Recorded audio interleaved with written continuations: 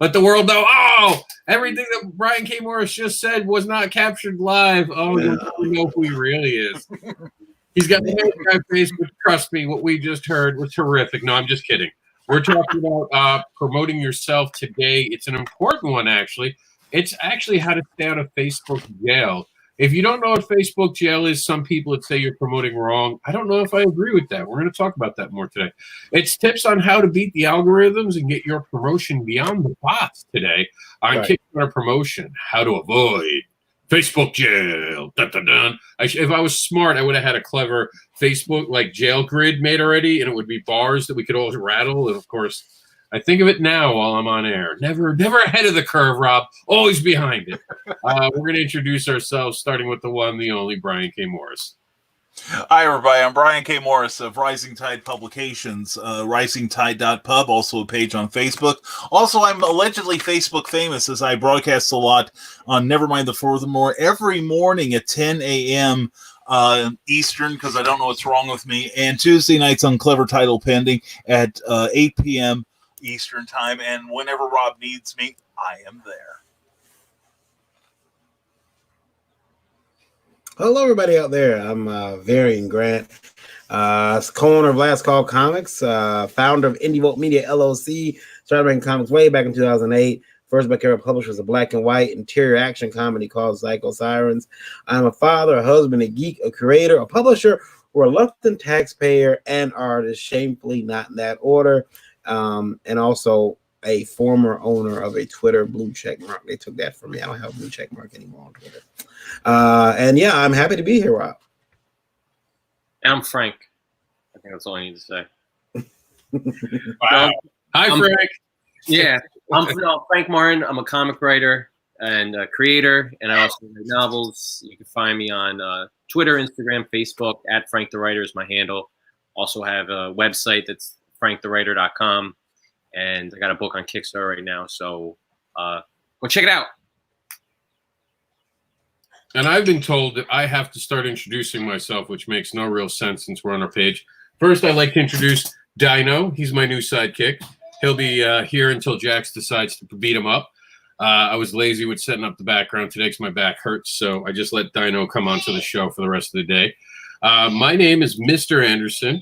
I am the underground indie advocating devil, and I create books about fetish monsters and more. And I'll be your host doing some paneling today as we talk about some serious issues, as we said. And we're going to start off with an open question to the forum. Has any of you gentlemen spent time in Facebook jail? No. Yes. Me and Brian, the two up here, the guys up here have spent time in it. Although I've been in Facebook jail for content, not oversharing. And that's a whole other complicated issue. They hating on me. Brian, why did you get on Facebook jail? I'm the king of TMI. No, I've had it happen a couple times. What I do occasionally to promote my books and my comics has been what I call shotgunning, where you sign up for a number of pages on Facebook that are sympathetic to what you do or what you're interested in or what you're selling. And the first time this happened, I spent a 14-hour day trying to promote one of my novels, and I got it pushed up from like number 5,500 in one category up to number 34. But towards the end of and I was doing it the way I was told by a couple people. This is how you beat the algorithm. Cut and paste, post your message, and hit enter. And when the graphic comes up, then leave, do it again.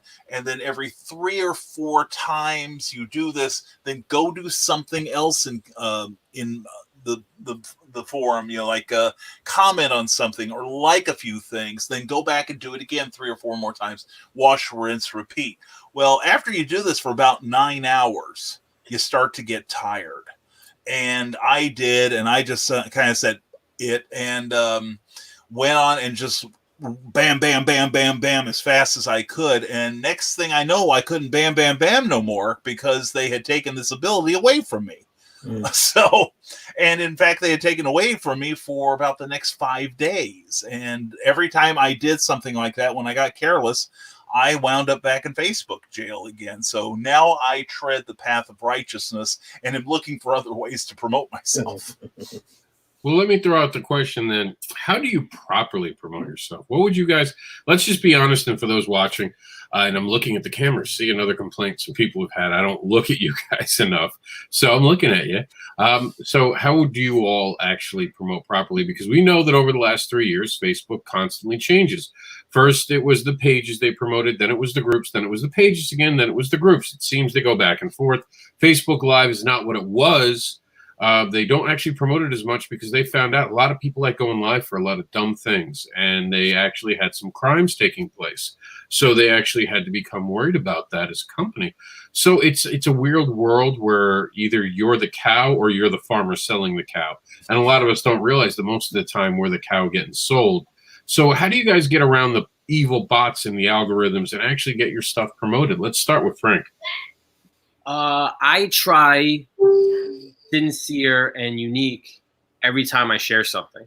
So if I make a post and then I want to share that in groups or share that in pages, I don't just share now. I just don't put it on there, and I just don't do that repeatedly. I try to put a little caption at the top for each group that's a little different. So it's because if I'm friends with someone and they're in the same group, it's just going to come up that I posted in all these groups over and over again. But if I'm trying to tailor it to each group, if I say something that's a little different this time, it gives the impression like I'm not just spamming, sharing all the time, that I'm actually taking the time and writing something different with each new share. Varian? I would echo what Frank said, and finding different ways to promote your book or whatever it is you're promoting without coming across as being disingenuous.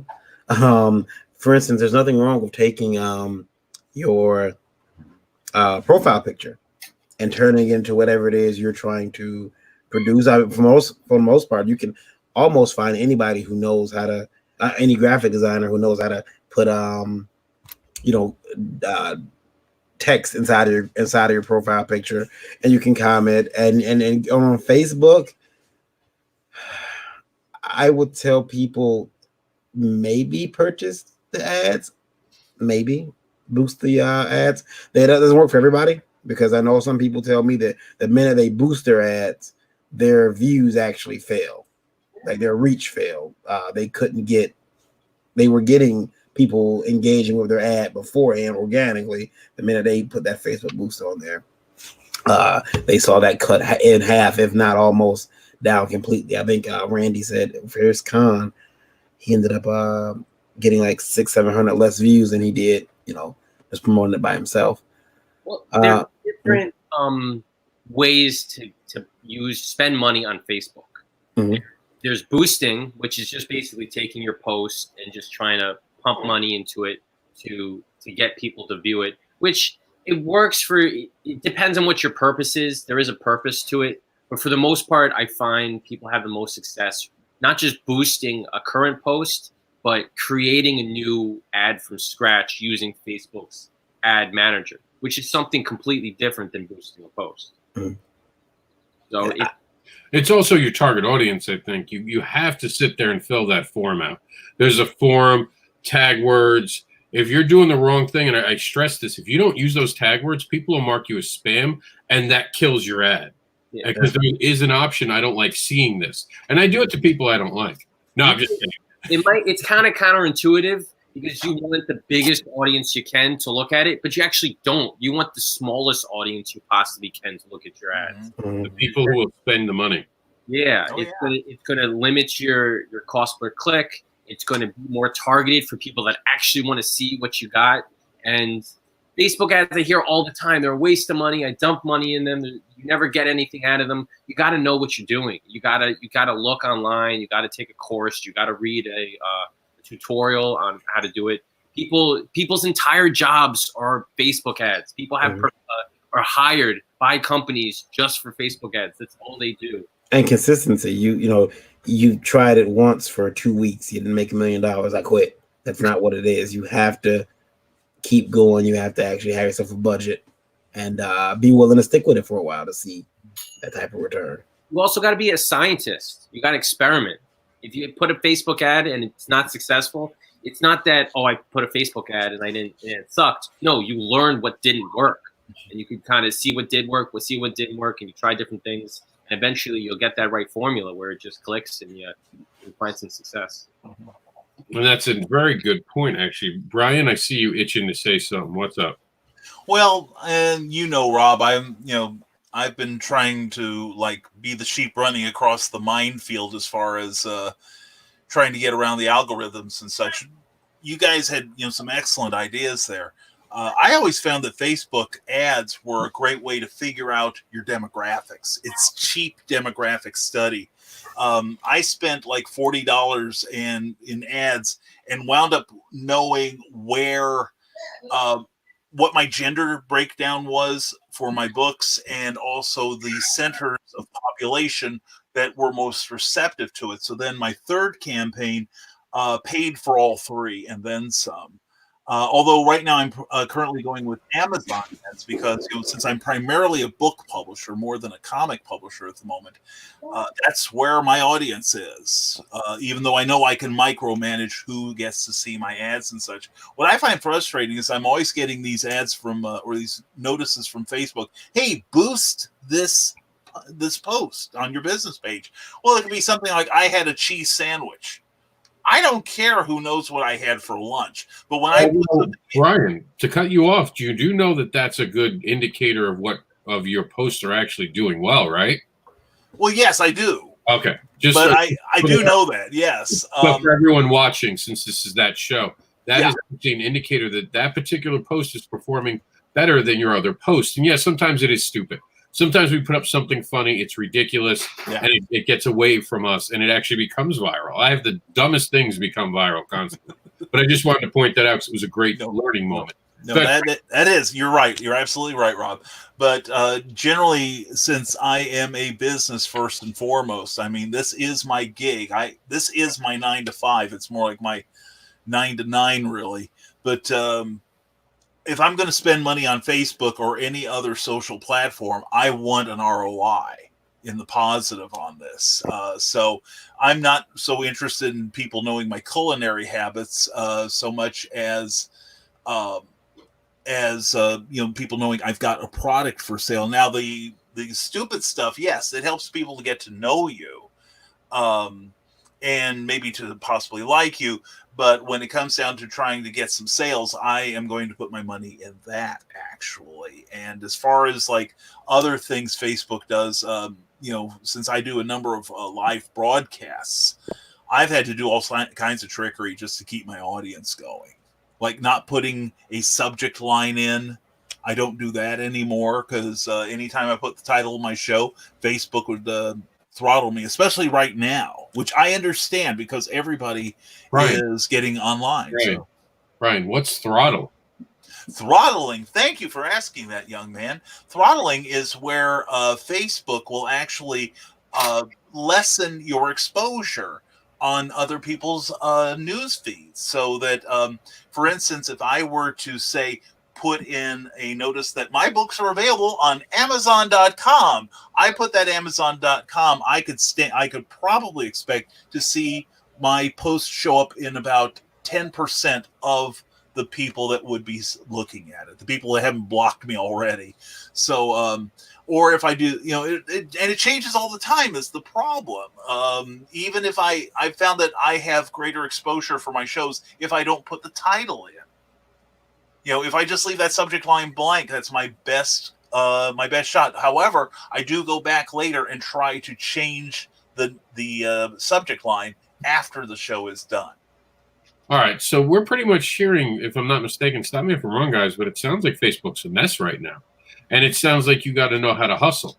This is more of a game of hustle now than it is actually planned domination, unless, like Frank said, you're willing to play the game of ads.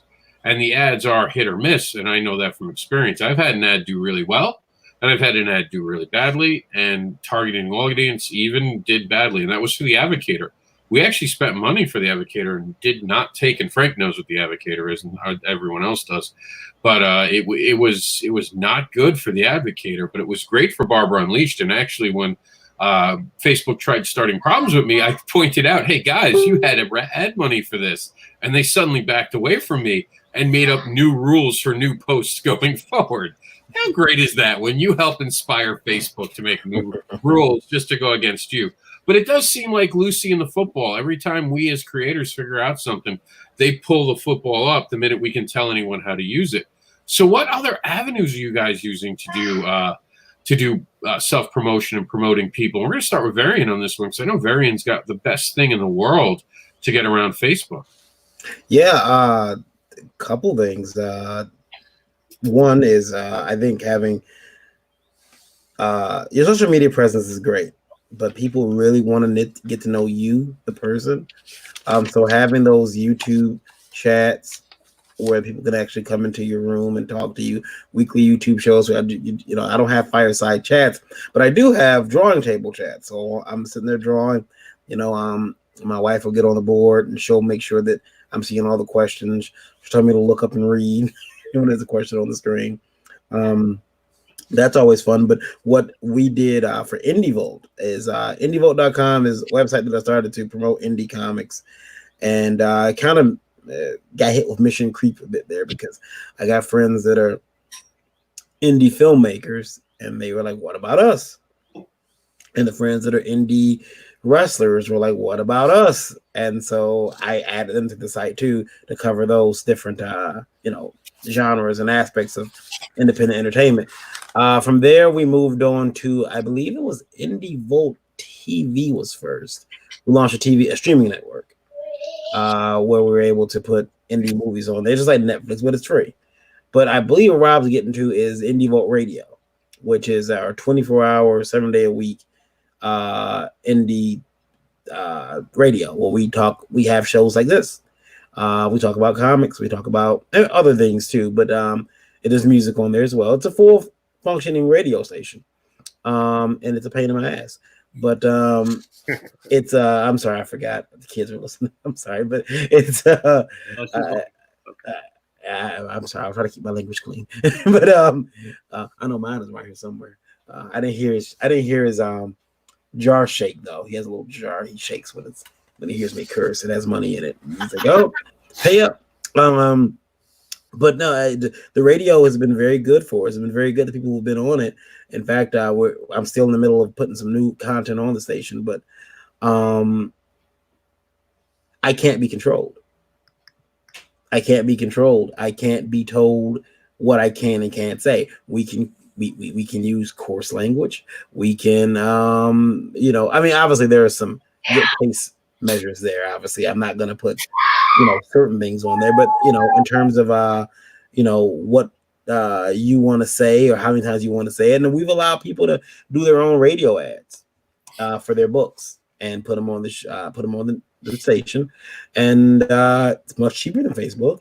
And a lot of people have told me, hey, Varian, once I did that, I noticed that my campaign funded. I got some sales from my book. The only complaint that I've got is, Varian, I was happy that I got sales for the book. However, I didn't know I was going to get sales out the country because our radio station is global. So what happens is that people end up getting orders for books. Especially if they didn't set that up correctly, they'll get an order for someone who's in the UK or in France or Germany, and it's not set up the right way. Well, sorry, you got to pay for that. You got to send that book out. In most cases, most people are smart. They'll make it US only. But again, we got a big US audience that listens to us weekly, and then right now, I look at my radio numbers right now, listening to music being played right now is 610 people listening right now. That's if I cut in with a commercial, and a commercial could be playing. I'm not there right now, but a commercial could be playing right now, and that's 610 people all over And that was just in the U.S. at 610 people in the U.S. who are listening right now, and they're going to hear your ad. Some people put it on for background music while they're drawing or doing whatever. I find a lot of people who I've talked to who listen to the radio station tell me that they do so while, doing it, whatever it is, they do, like drawing or writing or shooting adult content.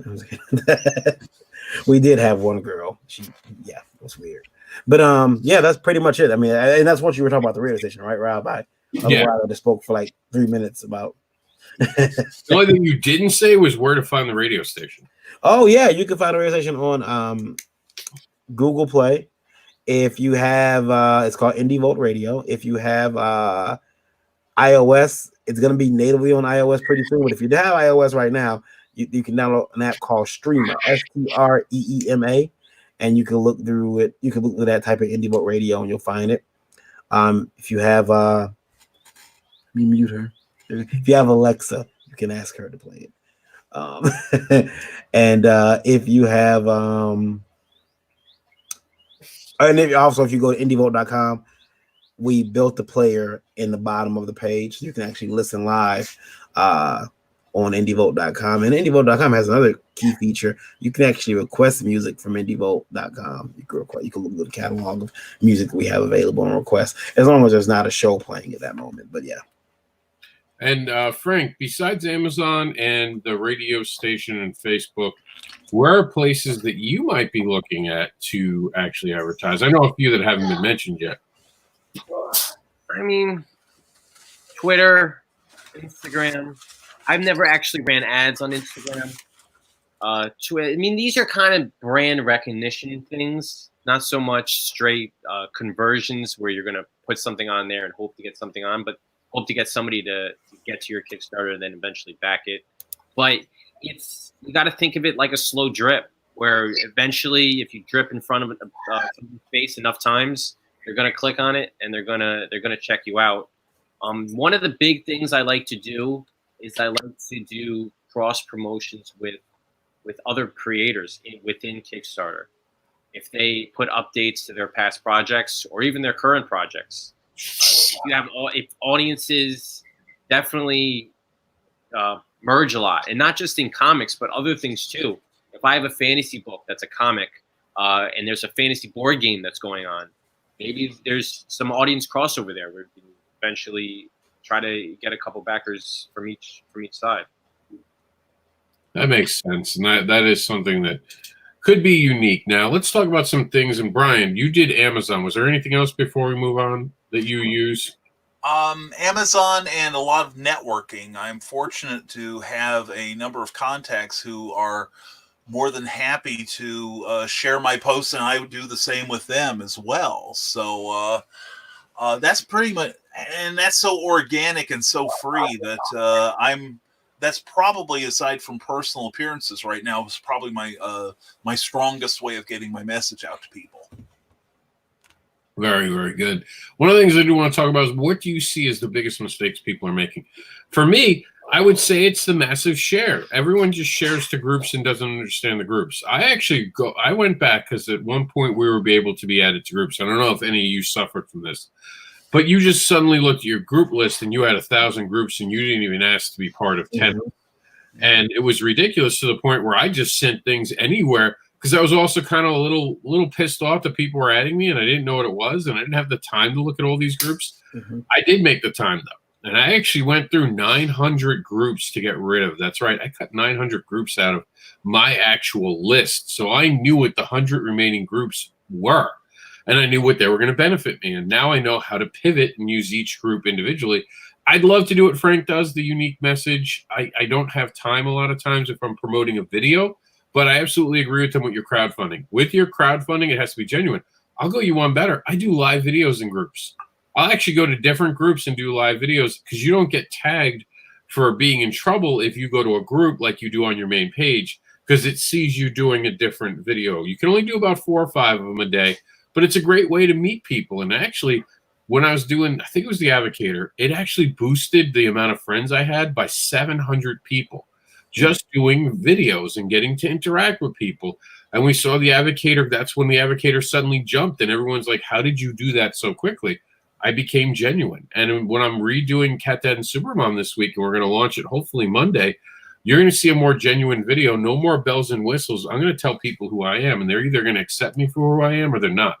But you're going to get me, and you're going to get me all the time. No bullshit, no holding back. It'll be a kid's book, so I won't use language like bullshit. But that is one thing I think a lot of creators do. They just share without knowing what they're sharing and who. Well, they know what they're sharing, but who they're sharing it to. Another, the audience. I think a big takeaway is that if you just join a group, let's say it's a comic book fan group, and you just join that group, and as soon as you join, you show people your Kickstarter. They're gonna, and the group might even have a policy, no self-promotion, and you just get booted right away, or nobody will look at it. But if you join that group 6 months before, and you're actively in that group, and you communicate in that group, and they get used to their name, they get used to your face, to your picture, and they know who you are, and you say, look, guys, I'm also a comic creator. I got this comic book. Let me put it up here and see what you. They might not care that they might have no self-promotion policy, simply because you're one of the guys and you made a book and you put it on there and you want to share with them. They might support you more if they know who you are, rather than somebody who's getting in there, throwing your book in their face and then taking out. I had to actually go into my publishing company's Facebook, and it's you have to constantly be like vigilant, because I've seen people actually come into like your publishing company. So like I see Frank has his page, his professional page set up, and I come in, hey Frank, nice page, check out my book, and put it on his professional page. That right there will get you so much anger. I wouldn't be surprised if Frank sends me a nasty letter telling me, how, first of all, I deleted your post, so-and-so, don't do it again. And I've seen that happen. And has that happened to anybody else on here? Has anybody else had a on their page? Yeah. I make them regret it instantly. I then act like we're the best friends in the world. And I go to their page and start promoting everything. I'm like, oh my God, meet my newest fan. This is John. He loves everything I do. And I tag him in everything I have. And you know how much I post online. Mm-hmm. I tag him in everything I have until they finally go, why are you tagging me in all this shit? I was like, because we're friends. We don't need permission. You just came to my Barbara and Lee page and talked about your comic book. Isn't it cool to do this? No, it's really, and I'm sure Varian's heard this by now. There's a creator who has tagged me in 1,001 things over the last year. Some of the most random, nonsensical things. He's been asking me to get on shows, and Brian just heard this story recently, begging me actually to the point of, oh, when can I be on a show? When can I be on your show? And I kind of put him to the side, not because of anything, just because I had a lot of people, and I wanted him to be in the right position because he has a unique personality. So this week, I thought there were a couple panels that could have fit. I tagged him in it, and he was like, why are you tagging me like a diva? And I lost it. I'm like, are you kidding me? After a year of asking for my help, you get it, and you ask me, why am I tagging you? So, yeah, I've had those moments, Varian. Yeah. I've had those little meltdowns. Like, are you serious? After everything for a year, you're asking me now why? Yeah. I don't. Oh, wait. I'm sorry. Oh, go ahead, Varian. I would just say that I find that so like it's bonkers to me. People would do that, and it just, and it could be just they're excited and they want to get their work out there, and they actually admire your page. Sometimes it's a complete mistake. I don't know about the industry. I gave a chance to dial everything back, and he doubled down and even demanded an apology, and I ripped into him. Then there are times people do it just because they see you have a bigger audience, and that right there sucks. Yeah, and we'll talk about jealousy in a minute, because that's definitely going to come up, because that's one of the topics I've written down. But you were going to say something, Brian.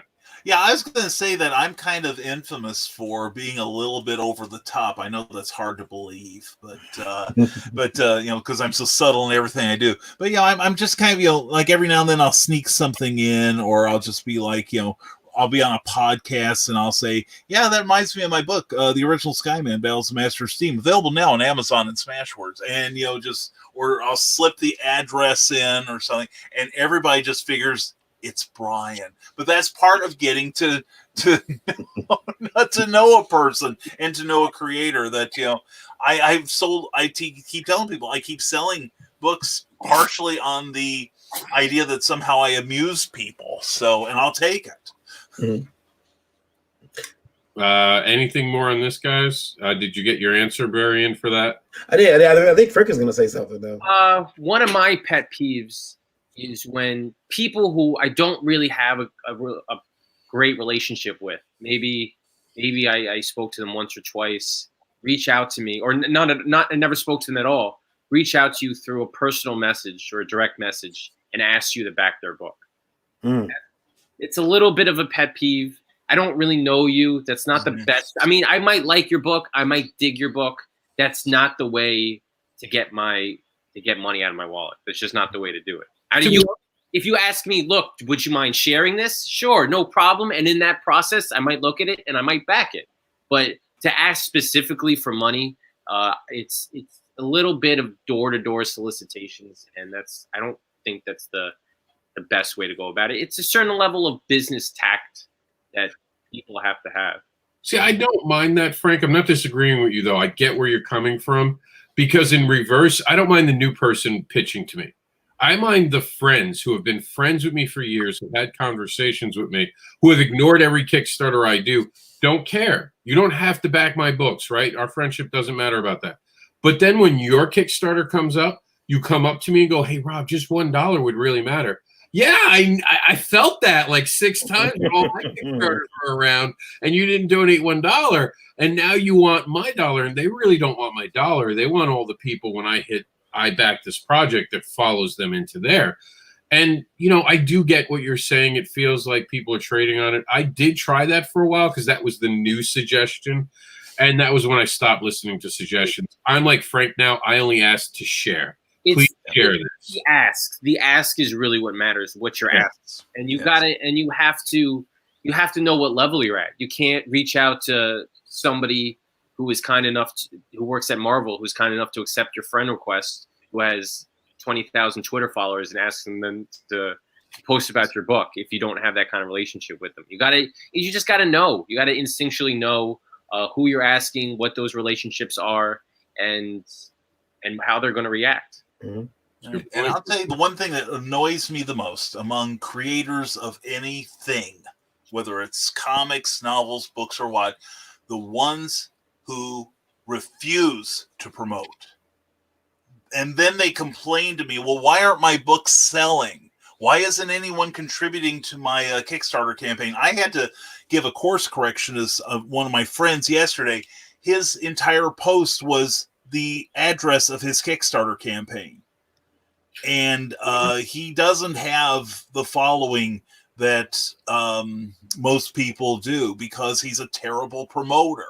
But he's insisting all the time that, please promote my thing every day, about 5 or 6 times a day, if you would. But I now have a policy. I won't promote any more than the person asking me will.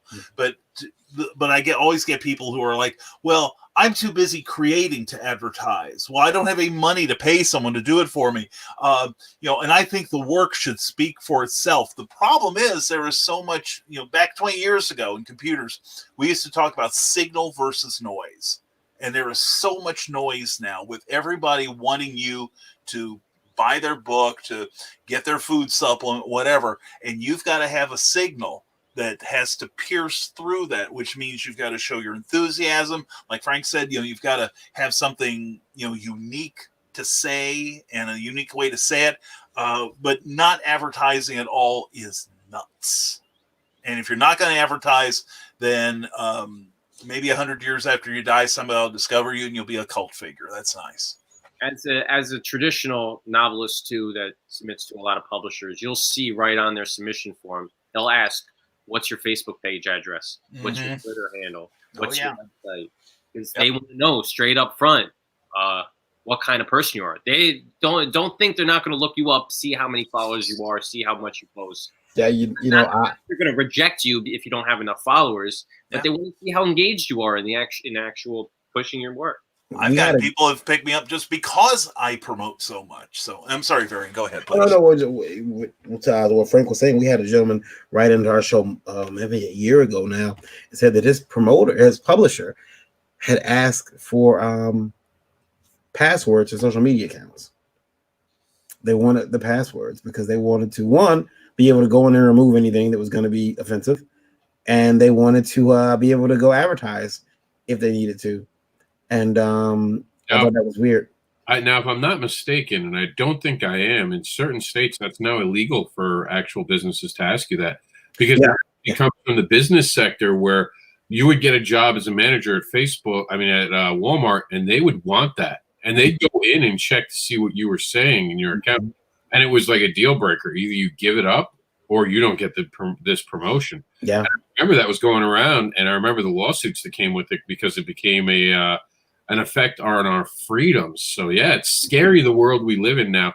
And Varian just talked about this yesterday. I don't even think publishers are important anymore. If Diamond does not come back, I don't think publishers are important. Unless the publisher does their job. Because there are many indie publishers out there who all they do is get you into Diamond and help you with your printing costs. That's it. They don't promote your book. They expect you to promote your book. They don't take your book to the shows. They expect you to show up and sell their books every time you go to their show. Source Point Press. There's certain publishers like that who force you to carry their wares with you so they can say that their books are selling everywhere. And I tease the publishers who do it because there are a few of them. I don't like that. I got to give credit to Scout. I've never seen Scout push a book on anyone else. They let their talent be their talent. When they have a Scout table, it's a Scout table. So, hats off to that. Last Call Comics, I know how horrible they are. They bring out these beautiful women and they make you buy their books. Yeah. You don't even know what you're buying anymore because you're just buying it because of the women. Yeah, that's how I do it. I just, hey, girls, go sell the books. No, I will admit, though, I try to be fair, and I try not to push books on people that don't want them. But, it's a very competitive game out there. And promoting at the con, if I could touch on that for a second, we used to do this thing that I used to send the girls out to the line, waiting to get in with flyers, a little, maybe either flyers or they were very hastily put together little Kinko copies, things that I did. Well, here's our table. Come find us. Come say hi. We used to do this thing. A friend of mine gave me the idea, and I stole it, where we would say, hey, come get a free hot dog, or come get a picture of beer. Last Call Comics at our table. Well, when they would get over there, what it was a picture, actual photo of beer, rather than a picture of beer. And we'd go out there and canvas the line. And I find that the girls were very good at doing it because the single guys that were there, maybe not so single guys, were like, hey, pretty girl, I'll talk to you. And it was great. And you get a good reaction other than me now. When I went out there trying to high people up or talk to them, pass them a flyer, they're like, what is this? Well, I don't have any change, sir. But when I send the girls out there, man, oh man, did they get a good reaction. Also, that flyer table is at a con for a reason. Dump your flyers on the table. Are you collecting your own flyers? If you come back from a show with the amount of flyers you bought to the show, you failed. Because, you should be giving anybody you can, even if they don't want your damn book. Hey, take a flyer. Take a flyer here. You might want it later. Dumb thing that we did, maybe smart, but I don't have any. Sometimes I used to keep them by me just to show people, but we took, I noticed, again, Rob noticed that I bring pretty girls to work for me. And I decided to put the girls on the flyers. On one side was a photo of the girl shot by a pretty well-known Michigan photographer. On the other side of the flyer was the book. Well, if this guy took the flyer for the girl, that's okay. He can have it. But when he flipped that flyer over, at some point my book was there. And he was going to remember that book because it's going to get synonymous with that girl. But that's what we did. And we advertised at shows. Find out how much the program might cost to advertise in. Go on for Buddy. See if you guys can get half of the page together and split that, or see if you can get advertise on other books. Oh, there's someone at the door, but go ahead. My dog's going crazy. No, that is true. I want to get to the jealousy factor, but that is true. We're ignoring promoting on cons, at actual cons, because of course we're going through what we're going through now, and it's almost been removed from our minds temporarily. But have you guys been able to convert with Kickstarter or sales? I always notice that a lot of people, I don't have money on me, and everyone writes them off. I don't write them off. I hand them a business card and tell me, reach out to give me your email, and we'll make you a package with PDFs that work for you. And I always get sales from that, and I've gotten to be able to convert people to go from literally meeting me to backing my Kickstarter, and not buying the books from me, but buying them as a package on the Kickstarter. Because, of course, that helps raise your goals, helps you raise the money. And I'll even tell them I'll give it to them at the next show I'm going to be at. If we can meet up, we meet up. So that gives me another opportunity to get them to come by my table and possibly sell more books and get them to go to a show. What do you got? Do you guys use cons to promote? I know Varian just said he does. How about you, Brian? Oh, constantly. I mean, I have a business card here, tells everywhere to get me, social media, the show, everything I do. And I also have bookmarks and a second card that goes with sales that I'm trying to get people to give me, there you go, give me more online book reviews that they have QR codes on them so that the person can just aim their phone and they own one of my books. Does that work? QR codes? I love QR codes. I'm not dissing you. I actually was very disappointed that people aren't smart enough to know how important they can be. Yeah. Do you find that they're coming back? 'Cause I've seen them coming back now, so I'm excited. Yeah, I am too. In fact, one of the shows I was on like this the other day, when I did You're cheating on me? You're going on other shows? I know I'm a slut, Rob. Please forgive me. I've been untrue. But no, when I was on the Geek Out last weekend, I noticed one of the guys was in the screen like this, and like if you're looking right now, you see Rob's little bullet there where I'm pointing at. He had his QR code to what I can only assume was like either his website or his Amazon sales page, for instance. And now Rob's just trying to make me look bad because I'm on to you, Rob. But there we go. Anyway, but I just thought that was just a pretty clever way to do it. But yeah, I'm seeing QR codes coming back. I mean, it's easier than a web address, which, of course, for all of my stuff, I try to have a bit.ly address that contracts everything down. And I finally realized that you can change them.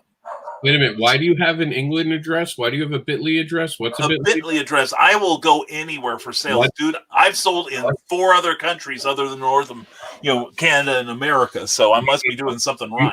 You missed my joke. I didn't. I was just ignoring it. Okay. What is a bit.ly address for those learning? The bit.ly address is bit.ly.com, where you can convert a long address into something far shorter, particularly for like a medium. Well, shorter is better in some ways when you're advertising. People, shut up, Rob. But I know I heard the gears turning. But like for Twitter, for instance, they do still have a limit on the number of characters you can use, not as much as they used to. But it's perfect for that, or for Instagram. And since you can change the lettering and such, the coding on it, you can have specific bit.ly addresses for sales and such, and to track where you do something. For instance, I have a different, all my books, I have a different one for my Smashwords than I do my Amazon. So I'll know, hopefully, because bit.ly can also track who's using or where they're being used and such. But that's just one of the tricks. What about you, Frank? How do you do the circulating your wares at cons, trying to get people to buy from you online? Yeah, I got business cards. The important thing about a con is continuing that connection. When you're at a con and you're with somebody face to face, it's so much better than meeting them online. It's a real experience. It's a real memory. Oh yeah, you got to take a bathtub in that after you're done. This is that no one understands. Comic book creators, we already had all of this that we needed. We've already stocked up for years. I've got a 5-gallon drum of that stuff. You kidding? Yeah. So, well, when you're in front of someone, you're creating a real, actual, tangible memory. So they have something in their brain that's linked to you. So it's very important to continue that post-con. You have to find some form of contact, whether they follow you on Twitter or Facebook, or they sign up for your mailing list, some way to reach out to that person so that when they see your name, they're linked back to that memory of meeting them for the first time. It's a powerful thing. But if you don't establish that, if they just go home and they start having dinner and watching football and go on with their life, you're never going to see that person again. So there's have to work some way to make that link. True. What's worked for me recently has been I noticed that I was giving people my card, and I think the minute you start being a comic artist or a professional, whatever you want to call yourself, you have to become almost pro at some other types of business. So you have to start understanding how to run your website and how to build it. You have to learn coding, and I was always kind of good with that stuff, but I had to learn more. And what I started to realize was people making a shift from wanting to go to my .com. And I noticed everyone's walking around, even, our kids do it. They've got their tablets, they got their phones. Well, I decided I needed an app. So I designed an app. And Rob just goes back to advertising. So I designed an app, and it's right there. It's under there's the Indie Vault app, but there's the Last Call Comics app. And I'm going to show you guys it live. Hopefully it doesn't crash. No, it shouldn't crash. If it crashes, it's called me Bill Gates, right? But the cool thing about the app is that it allows me to put up news, let you know what events we're going to, comics. You can buy digital comics here. But the other cool thing is I have, let me see here, event picks, the login for the rewards section here.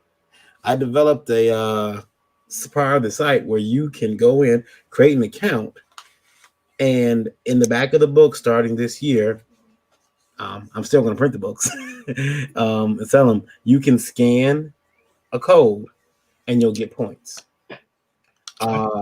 Is it on Apple yet? Because I remember last time I tried to download it. Not yet. It will be. Wait, I've seen his actual apps in development. He does a great job. I tried to, but the cool thing about this one is, unlike the Indie Vault app, this app I built in push notifications and geofence. So if we release a new book today, anybody who's downloaded this app, I can go in and send them a message, let them know, hey, this book is out. You can go check it out. Is it bothersome? Maybe. Does it get them right where I'm going to get them? On that phone where they're holding it in their hand, all day pretty much? Yeah. So figure out we have to figure out new ways to reach out to people and get them to buy these books. And that's a great point, Varian. A lot of people have been asking me because if they've noticed Indie Advocates has been kind of slow. And they're like, with everything that's down right now, I'm surprised you're not updating it a lot more and you're not putting the focus on your website. Here's a little hint. People are nervous right now. They have a lot of time on their hand. They're spending way more time on Facebook. Mm-hmm. Trying to get them off of Facebook where they're interacting with people. Right now they feel okay because they're in one place. You go to my site, it's kind of colder. There's no back and forth. If I put something on social media, people can interact with each other. Mm-hmm. This is the sign of the times. You have to have something more interactive right now. What your own personal website's not that interactive. Yeah. I think the best way to be is to do what I'm doing and a lot of other creators doing, focusing on social media where the people are right now, instead of trying to drag them off. On a normal day, it's okay. You come to my website, see what's there. Now people are just, they're bored and they're scared, and everyone's got an update on, I'm really surprised, and I've said this, with all these scientists that I know on Facebook, I'm surprised the cure hasn't been found, because everyone's an expert. Everyone's a goddamn expert, and everyone knows better than everyone else. And it's funny, when I have one expert tell me what's happening, another one comes by and says the exact opposite. It's amazing wealth of information on my Facebook page, but they're all there. And if I can get them to stop talking about things they don't understand and start getting them to focus on things they do understand, or even better, get distracted by, then I'm also going to earn a lifelong fan potentially. So right now I've shifted my focus because of the coronavirus onto the social media platforms, and I spend more time on Facebook than I ever wanted to. But I'm getting an awesome response for it, and I've actually rotated out over 100 friends in the last month. My numbers have looked a little higher, but I've actually gone through and gotten rid of a lot of people. And pandemics are a great time to weed your list because you see some of the dumb things people say. Like, I'm sorry, if you really think 5G caused the coronavirus, we don't have anything to talk about. I'm going to file you with the flat earthers way over there. You know, like a virus is not, it's just, oh, please stop. I recited that to Rob, and he looked at me, and, you know, Rob's already a pretty, like, for living in Florida, he's a pretty pale guy. Like, the color all drained from him. And and he looked genuinely scared, like, Varian, you don't believe that, do you?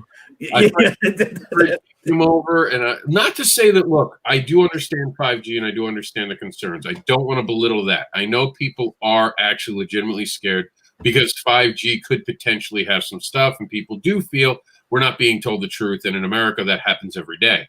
So I do understand the concern. But when you can test for a virus, no one has been able to explain how microwaves have caused a virus. When you can explain that, it's like flat earthers. Okay, if it's flat, then how come we have global positioning satellites? How do we have a north and south pole? It's like that kind of stuff. Give me information. Stop giving me fake theories. You know, I recently had to point out to Varian that one of his theories was completely wrong, and he told me it was just scientists making sure it happened. And I was like, oh, there you go. Yeah. It was scientists making sure it happened. Say, you know what? Listen, I'll tell you guys. My mother believes that dinosaur bones were put here by the devil to confuse us. So they weren't.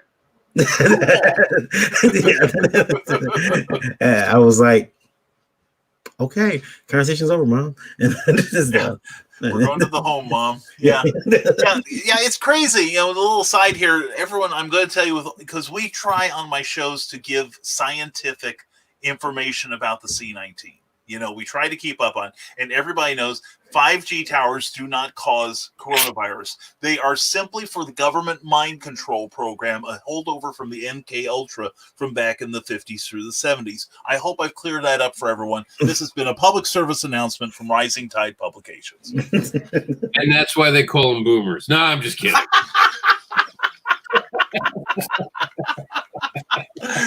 Damn right. No, but we are at just about the 1 hour mark. Did anyone have to leave today at the 1 hour mark? I do. Okay. So give them your goodbyes. Okay. Yeah. So thanks for having me. First of all, I enjoyed being on here with everybody. I am shocked that Frank does not have a transporter poster behind him. Unless he does, I just can't see it. There's no transporter movie. Poster. The transporter with Jason Statham. Transporter. No, yes. No. His name in the movie is Frank Martin.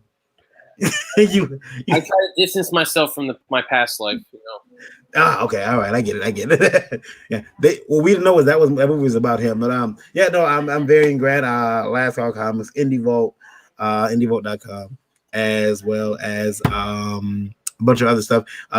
If anybody is thinking about building an app or wants to look into updating their website, but any app, you just hit me up on Facebook. I'll be happy to talk to you about it, try to walk you through the process, make good decisions on building it. It can be expensive, understand that.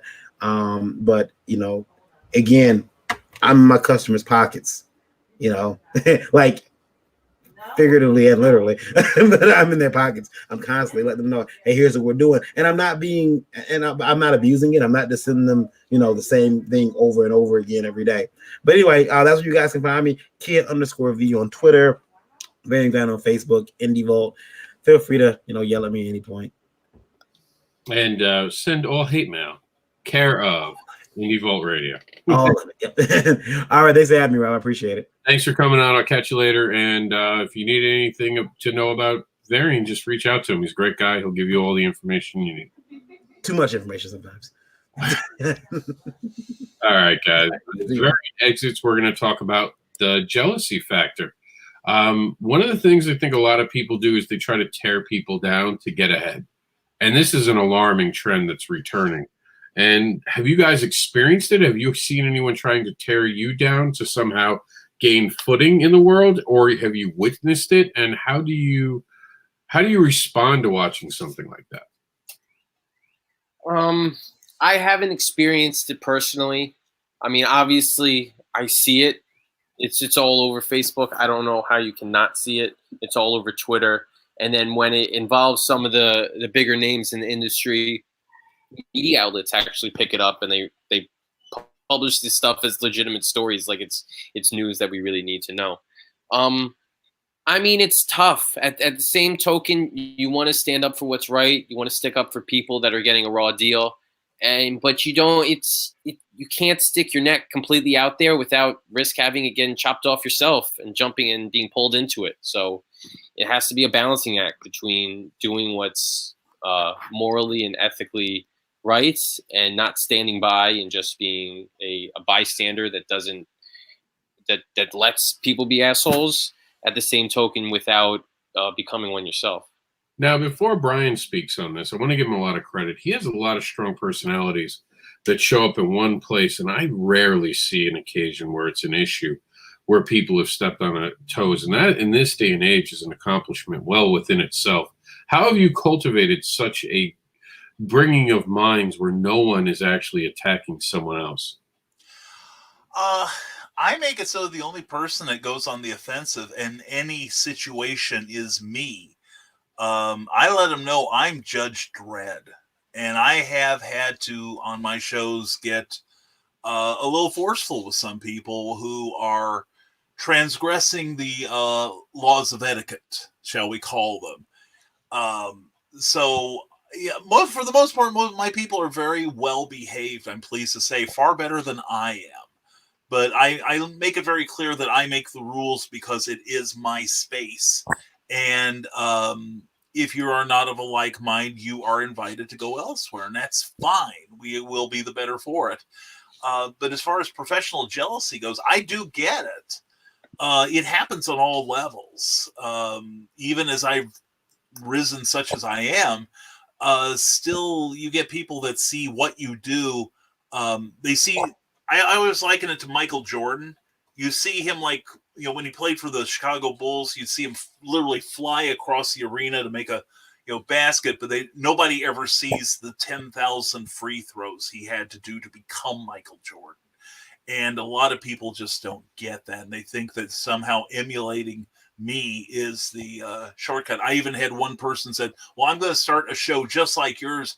I'm going to wear a fez just like you. Then you miss the point of the show, But as for and when I see other people committing acts of trying to pull someone down, if I know them, I will send them a DM and say, "You realize you're being a jerk," and then I become Dr. Tough Love and tell them, this stuff rebounds back at you, and one day you're going to wonder what the hell happened, and because I'm a firm believer in karma. And and people are also going to see that you're behaving like a child, and people respond to that. It's a minus, so you don't want to do it. And of course, there's no way I've avoided it. I have had a lot of people try to first emulate me and then put me on their shoulders, and then for some reason it's the other part of it where they try to do better than me and talk behind my back. I find the best policy personally is to ignore it. When someone's talking about me, even if it's nasty, and someone comes up to me and I'm like, hey, they're talking about me, right? And the second thing I ask is, are you correcting them? And they go, what?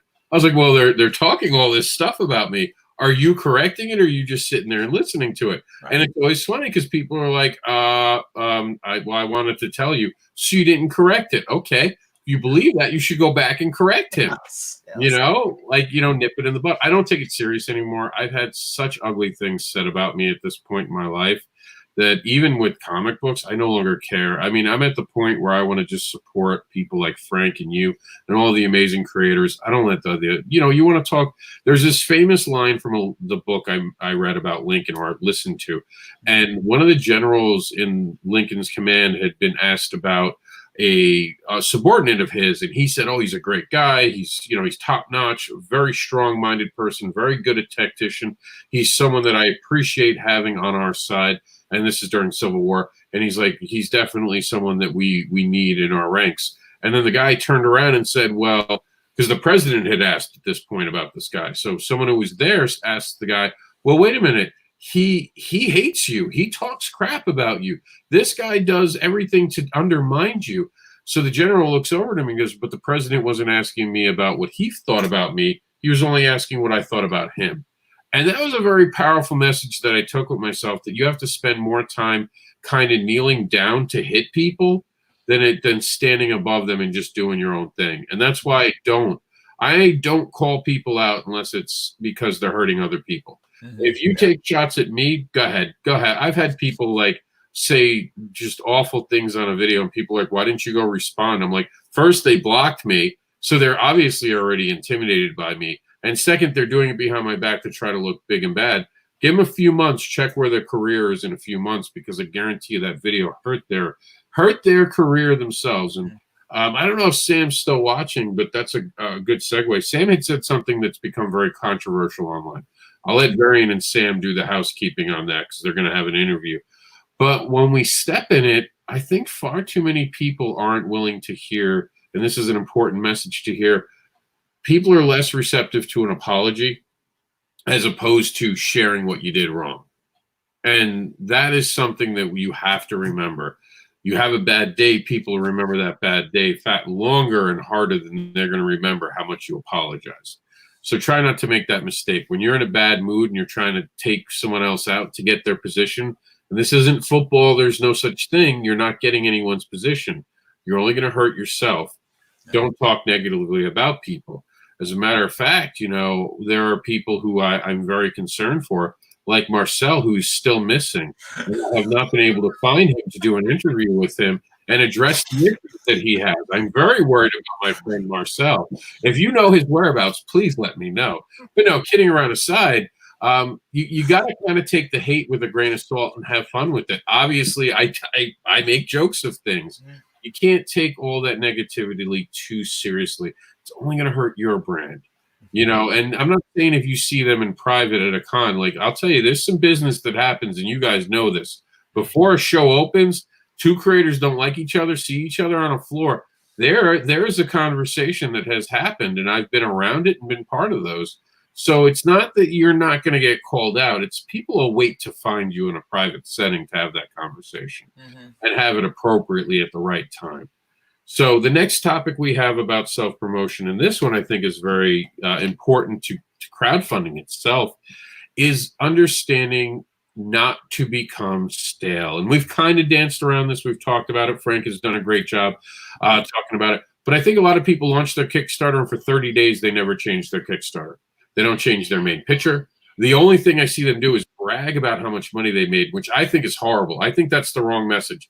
If you're crowdfunding and you're talking about how much money you're making, I honestly have seen it. It slows your progression.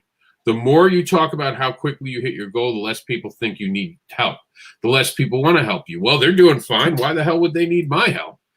I'm talking about updating your stuff with genuine new art, with new ideas, with new rewards, with new concepts. During a campaign, I'll throw out 5 to 7 slogans, and I'll put them all through it. And this is also a good way when someone sees it, they might see something they didn't see before in your last ad campaign that makes it interesting and new for them.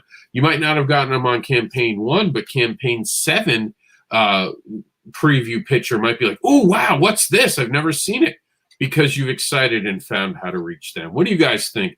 Are the creators being too stale? As someone who runs a Kickstarter, both of you, do you go in and change things about your Kickstarter, change your videos, change your art, your preview art to excite people and to show them that you're not stale, that you're someone interesting and always giving new content? I don't necessarily change the campaign page itself. I might throw in there when it's starting to get the final week or the final days. I might put that up there to get a sense of time urgency. If I'm running like a flash reward or doing something that requires time sensitive, I might put that on there. I find one of the things I do particularly on social media, is people that just constantly share their link just by itself. because then you're just constantly sharing the same image over and over again. One of the things I do is I love cutting out panels from the particular book and using that as a promotional image. So at least I'm getting a new promotional image out there. It's a different look, a different pose to the character, a different angle. So, but people that are just constantly every single day posting their link, it's just the same cover image that's day after day. This is my book. This is my book. This is my Kickstarter. This is my Kickstarter, rather than something that's a little different than it was the day before. Yeah, and I generally work with people on my Kickstarters. I've only had one Kickstarter that I originated, but I do a lot of work with a lot of my collaborators. And oh, thank you. A drink magically appears. Thank you, sweetie. Unfortunately, between the two of us, we don't really share our message. You know, my collaborator comes up with one, I come up with another, and then we, tag each other so that, like you said, Frank, if somebody doesn't respond to say what I wrote, maybe they'll respond to what my partner wrote on it. But I also, during mine, when I did mine, my solo one a couple of years ago, I was doing that when my artists would get new, like a new page done, I'd print a panel from it and say, hey, look at this. Isn't this gorgeous? You ought to see the rest of the book. And then I would also do updates, but I would make them exclusive to the people who already pledged, and then make it clear, hey, if you want to see the first page of this comic, the splash and all, just give me some money, become one of my backers, and you will get to see it, and build up a little mystery that way.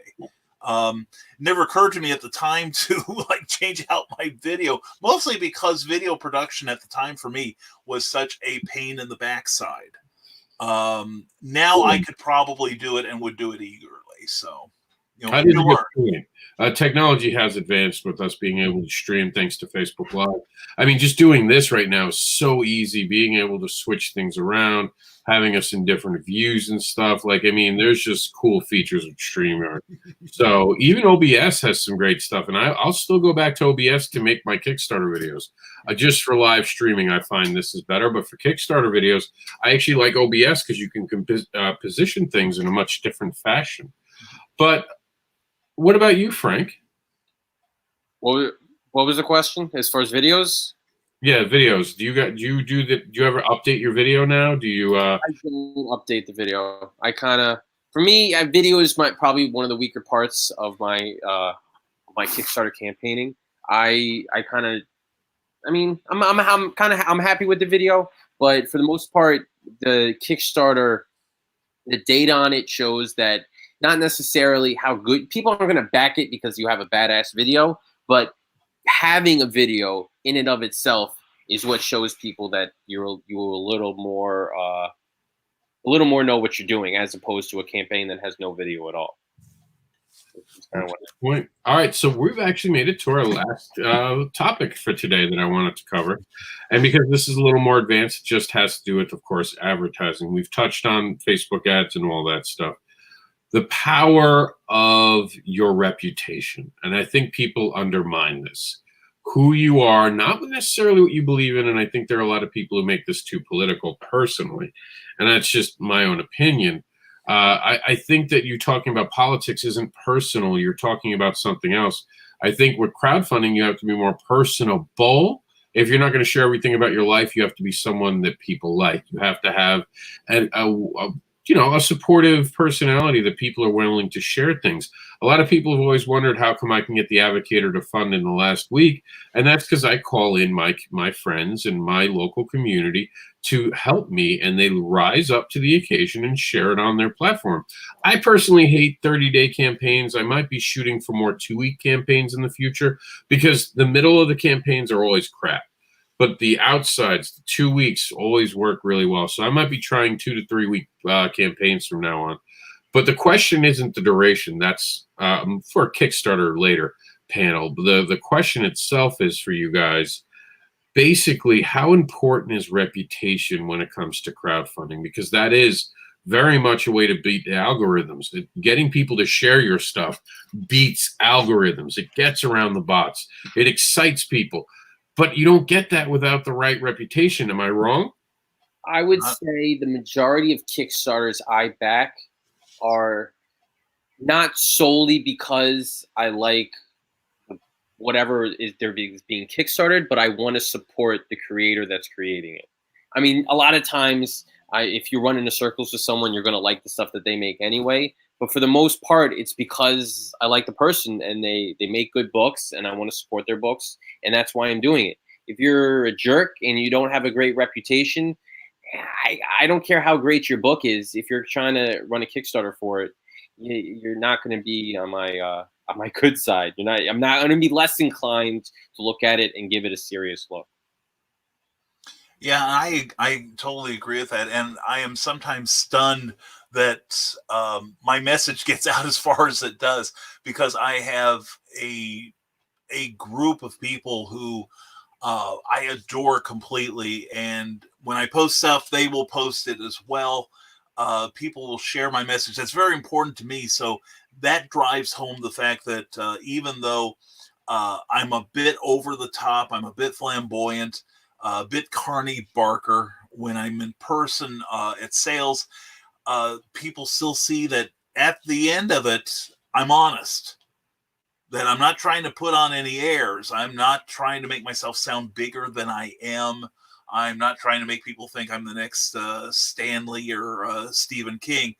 But I know where I stand, and people appreciate I think people appreciate my honesty and a certain amount of amusement factor that I might give them in the course of giving them my opinions. So, and my show has been a great help in that regard.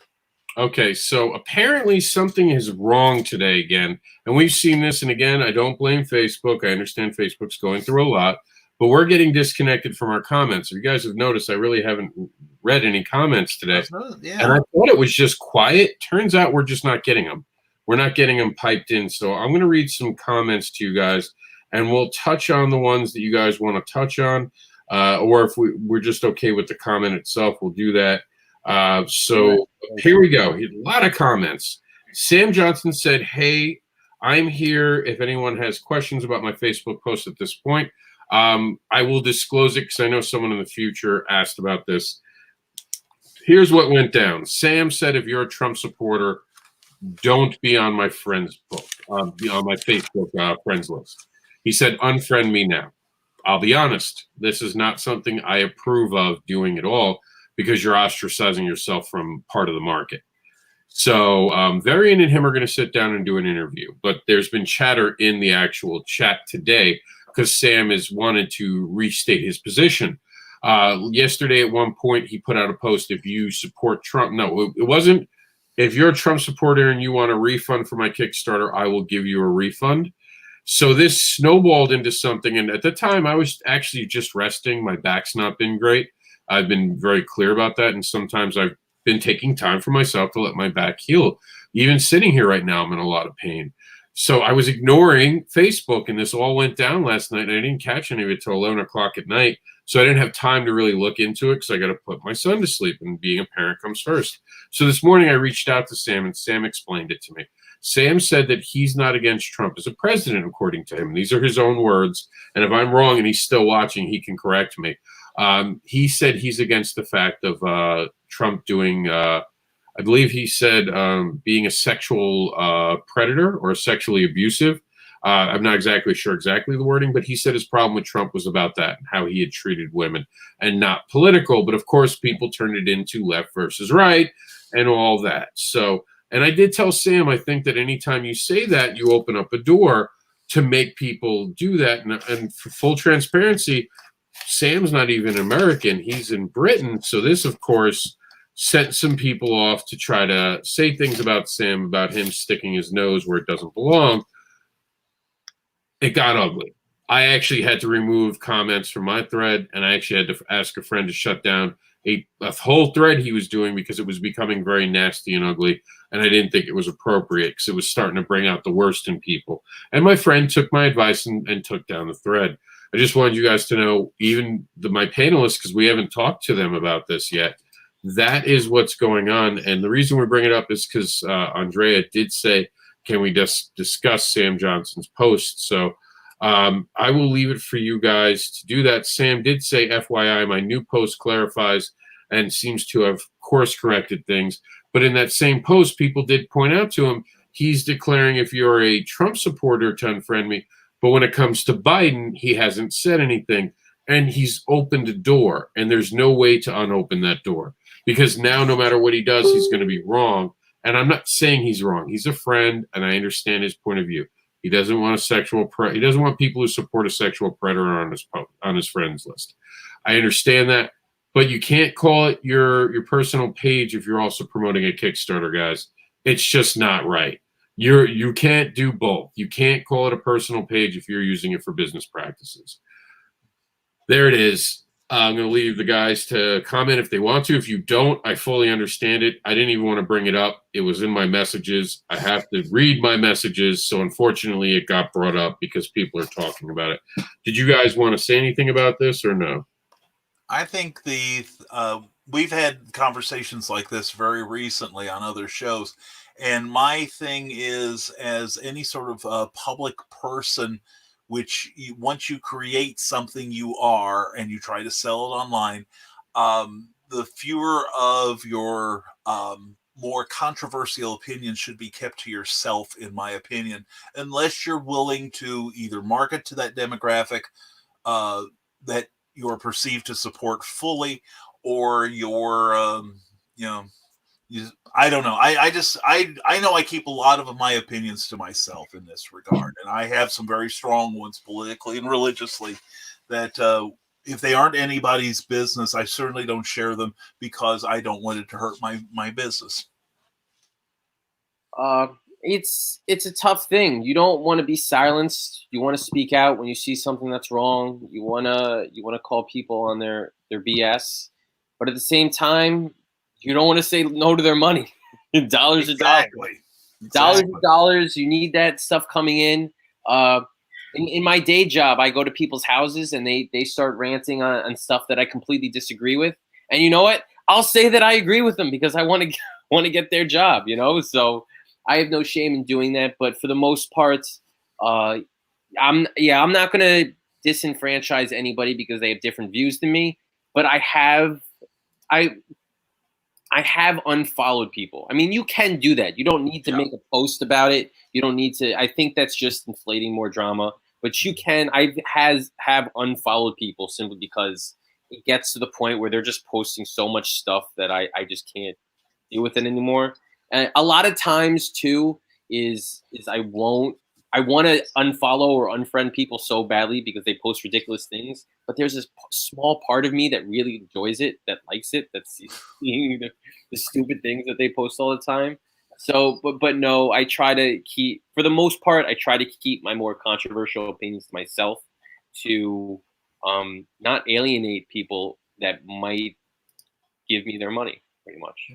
Yeah, and I said today, we actually did this because it became such a hot button issue, and so many people even reached out to me basically talking about Sam, not realizing he's a friend of mine, and I set some people straight about it when I reached out to Sam, because of course I like to reach out first before I open my mouth. I like to know what I'm talking about. So when I did hear some things about Sam, I was able to say, no, this was something different. We did have that discussion today where do the political beliefs of your consumers matter to you? And Frank, you had said no. And I had actually written in for full transparency for this. I said I would sell to a Nazi in the hopes that it would change their world. And that's just the truth. If they're spending money on something I created, then maybe I'll show them a different part of the world they never saw before, or maybe even inspire them to stop being a Nazi. I don't think that, look, if you're a Trump supporter, to be clear, I don't have an issue with you. I don't have an issue with anyone. I have an issue with your actions, who you are. Don't care who you support. I do care how you handle things. And I'll be honest with you, people who generally say that, if I don't know them well enough, I will unfriend them, because I do think that they're building an echo chamber. And I won't bother asking them why. Because to just hate someone, because let's be honest, right now the Democrat and Republican Party are only giving us limited choices.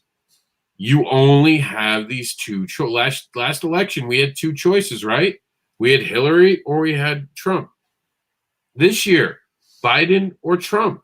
Where it's not like we have a lot of choice in the world. So if someone decides Trump's better than Biden, why would I hold that against them and not offer my friendship?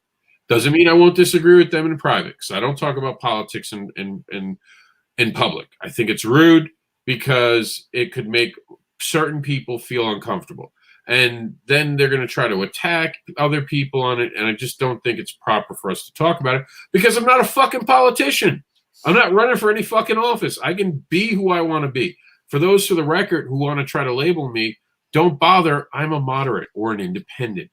That means I don't vote till I get to a voting machine. I don't make a decision until I have to. That's the beauty of this. And like I said today, just to finish this topic, so we'll read the rest of the comments, we didn't make this world. We just show how it looks to us through our creations. And I truly believe that. And I don't get any more political than that. You get to read my books. You get to see what you may perceive as my beliefs. And some of them very much are my beliefs. But you'll never know when I have a villain saying something. Did the villain say that because I wanted to talk about it? Or is it just something I threw in there? And that's because I'm a good fucking writer. You shouldn't know when I want to talk about something. You should only enjoy the story. That's how I feel about it. It is. I apologize for being strongly worded about it. I don't like what people have turned this into. I think Sam had every right to say what he said, and it's his fan base that he would lose. And for you guys to say nasty things about him, I think is just childish. You don't have to agree with him. You got to give him the space to be who he wants to be. Agreed. And Christy Shin said hello. Hi, Christy. Rob, I got to take off. Oh, yeah, go ahead, Frank. Tell him who you are. And me and Brian will finish up the messages. I'm Frank Martin. Frank the Writer is my handle on Instagram, Twitter, and Facebook. FrankTheWriter.com. You can find me there. Have my book, Modern Godhood, is on Kickstarter right now. And I hope you enjoyed me acting like I knew what I was talking about. Thank you for being on, man. You made it a great show. And then there was two, just me and Brian. All right, so we'll get these done, and then I'll get you off because I know you got like 1,000 more hours of programming to do this week. Yeah, he said get me off. And it's back to being dirty. That's right. The two dirty old guys now. I like being older because now I can just sit on my lawn and be like, boy, get off my lawn. Oh, I've been that way since I was 8. Yeah, but now they expect it because I'm old and a cripple, so they let it go. Now they don't complain. Yeah, there you go. And they're like, oh, he's one of them. Let's just keep moving. There's no winning with that boomer. That's right. Work it, man. Work it. And some of this will be out of context because we didn't get to see when she had commented it. Sure. So I'll just read it because we read comments on the show. Right. Christy said word. And then Sam said, hi, Christy. She said LMAO. And I don't think she was referring to the band. I think she was just laughing at us. Over the top shit. She's definitely talking about you. No doubt. Thank you. For right after she says, hey, Brian, see, she was talking about you. I knew it. Thank you for recognizing it. I appreciate that. She said, hey, Brian, I kind of understand you on that. I do Demon Bitch, so it's awful. She's probably talking about the books you create being bad and you knowing it. So no doubt. Yep. And yet people find it funny. See, she said your books are bad, but they're funny. If you got to do one thing, be funny. I'm telling honestly, kidding around aside, Brian does great stuff. Being funny is so important because if it's funny, if it's Mad Magazine, it's going to sell. And I love Mad Magazine. I loved Cracked. I still miss that they do it. Me too. Me too. They haven't done it right in years. Yeah. And then people are just saying hi. I kind of turned it around a bit. Not sure what she's talking about. Some people that have cold asked me, I said, sure, why don't you look at mine too? There's got to be a perfectly good context for that. But out of context, it sounds funny, Christy. Dan Lee. Yeah, it sounds like most of my friends.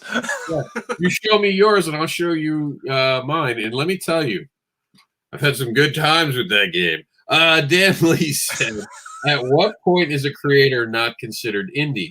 In the comic stores, indies are big publisher companies, but true indies, when are we not that? I'll be the honest truth to you. Indie is about independent creation where you're not creating with a big corporation helping you doing it. You're doing independent of a company. That's the important wording of indie. That's all it means. That means that Jim Lee can do something independent. So Image itself is still independent. They do not have a corporate overlord. They're not a publicly traded company. Yes, they make a lot of money, but when in America do we start holding people accountable for being successful? Honestly. They are still independent of a giant corporation, hence independent of a giant publisher. Yes, they are a publisher, but really, Image isn't really necessarily a publisher as much as they are and Brian will like this, they're more of a small press housing unit because they allow the creators to create their own content. They're not actually creating it. They don't pay for the art a lot of times in Image.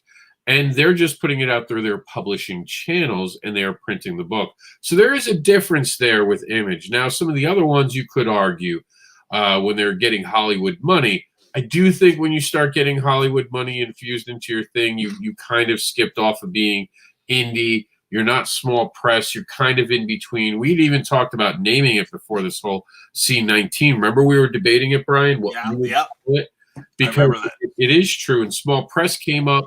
Because small press really isn't indie. It isn't. That's why we called Image small press, because they're not as big as Time Warner. And we're in an age where too big to fail is a real thing. It's a genuine thing. Mm-hmm. So what do you think, Brian? I mean, what is indie to you? To me, indie, I agree with you to a very large extent, Rob. I think if the company you are getting published through has stock options and clears all their decisions through either their marketing department or their legal department, then that's not exactly indie. But if you are, especially if you are in your, if you're doing it on your lunch break, if you are writing when you're at the library, if you are publishing it yourself, if you are struggling to get into previews every month, if you are your own voice, you are indie. What's previews? Was that thing from Diamond that doesn't work anymore? Yeah, I think so. That place that may get bought up by Random House Penguin. So, oh, my God, what a train wreck! Reports today are saying as early as September, as late as 2022. For Diamond to continue to do independent creator books and only going, it's a mess. And we said this, we've been talking about this recently. And I didn't get to bring this up on Brian's show because a lot of times I'm in teacher mode when Brian's on right now. So I'm actually being a teacher for my son, and he sits at the computer and we do stuff. And that's why if you notice lately, I'm not typing as much because I'm back on my phone. And my phone and me is where a lot of the typos happen. So that's where speech to text happens. And I'm with him and his stuff's playing. So it's a nightmare. But it's ridiculous that what do you need a publisher for now? If there's no more Diamond Comics, and I'll look right in the camera and say this. A lot of you publishers fail creators. Flat out fail creators. You don't promote them. Yep. You don't go out of your way to make sure that they're getting their books sold. You're expecting them to do all the work because you could get them into Diamond. Guess what now, motherfuckers? You can't get them into Diamond. Mm-hmm. So what are you doing for those creators now? I will kid with some of the publishers and the things they do and the things I disagree with, but I'll shout out just as much the good ones. Scout Comics doesn't force anyone to carry their books, but they promote their entire line. Mm-hmm. Credit to them. I will also shout out to Last Call Comics. They promote their line. Same thing with Aftershock. I've always seen them promote their line. And who else? There's another publisher that I got to give a lot of credit to. That's an indie, and it's not Valent. I'm trying to remember their name, but they don't pick and choose. Damn, this is embarrassing. I'm not thinking of Alterna, are you? Alterna does a great job. Yeah, they do. They really do. Antarctic Press. Antarctic Press, yes. It does a great job of promoting all of their titles. So credit to them, because that's part of a publisher's job. It's not just getting you into Diamond. I'll tell all the cool kids who are watching now, I've turned down being published by many, many publishers, a lot of them very small, to be honest with you. And I've done that because half of them couldn't even get me into Diamond. So what the hell do I need you for? A lot of times publishers want to work with you to rise their profile because they see what you do and how you get yourself out there. If I'm going to sign with someone, you got to make it worth my while. And right now, without getting me into Diamond, it's a lot more that you need to do. And I wouldn't mind carrying other people's books to shows with me. I actually don't have a problem with that. I'd have a problem if you told me I had to.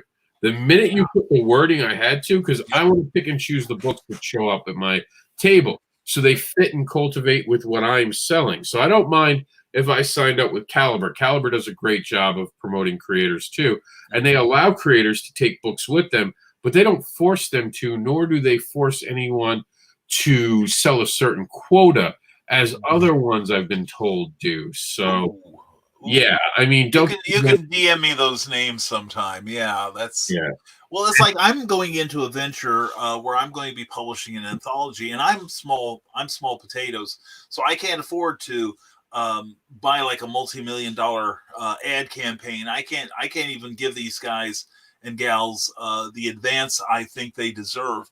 But I do have a financial plan, one that I've been using for myself, that will allow them to make money should they want to. So, it's best to have a business plan where you can take care of your talent, even if it's on the back end. So to any publisher that wants to go into publishing more than themselves, I think get a business plan where you can treat people equitably.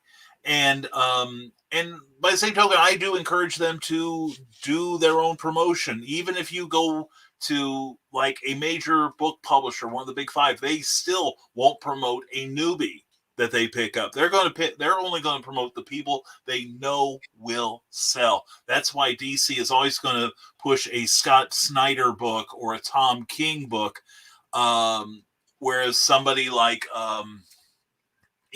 somebody who just signed up to write, like, say, a 2-issue arc of one of their Walmart books, they're maybe not going to give them the same amount of love. And I will answer this question right now because we're at a 1 hour 30 mark and few people actually watch the videos this long. Their loss. I've been asked many times, am I willing to work with other creators to create a publishing house? And everything this year has taken what was a maybe and turning it into a yes. I haven't figured out how, but I am willing to team up with other creators to create a brand new image that is way more indie than it is mainstream. I don't know how that's going to work yet. There are certain creators who want to team up with me. We're going to have to play it by ear who gets in. I want to do something that helps everyone and doesn't close the door on anyone. And that's the problem a lot of these people have. They want to become the next image. If I did this, I don't want to be the next image. I want to be the thing right before image that helps people springboard up, but also gives them more books to sell at their table. How great would it be to have a catalog at your table where everyone who stopped at your table could buy a book? How amazing would that be? And if you just had to pay $2 for that book to then profit $3, but that creator who gave the book for $2 or whatever the printing is, gets that $2 back, they do sell a book at cost, but they also get their books into new markets. It's something that is going to be an amazing feature. Don't know how it's going to work. I warn you, this will probably take a year to roll out the right way. We should talk. Okay. I'm open to that. And Rob is saying you weren't on my list, Brian, but no, you actually were. Like, kidding right aside, I appreciate that. There is a short list with your name on it. Trust me when I say this, it's a very short list right now. Because I'm sure, but thank you. I wasn't fishing for a compliment, but I really want to help. No, because something like this could be invaluable, but it has to be done right.